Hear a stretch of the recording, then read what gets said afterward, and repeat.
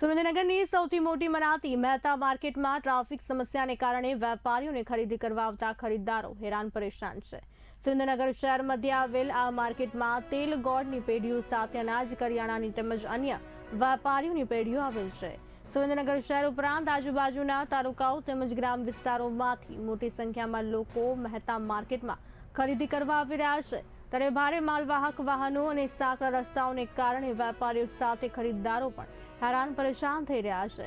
અગાઉ આ મામલે તંત્ર દ્વારા ભારે માલવાહક વાહનોની અવરજવર સમય દરમિયાન પાબંદી મૂકતું જાહેરનામું પ્રસ્તુત કરવામાં આવ્યું હતું। આ નિયમનું થોડા દિવસો માટે પાલન કરવામાં આવ્યું બાદમાં ફરી ભારે માલવાહક વાહનો નેતા માર્કેટની બજારમાં આગમન થતા અન્ય વાહનો અટવાતા સાથે ટ્રાફિક સમસ્યા વધુ જોવા મળી રહી છે। તંત્ર દ્વારા અગાઉ લીધેલ નિર્ણયનો કડકપણે અમલ કરાવે તેવી માંગ ઉઠી છે।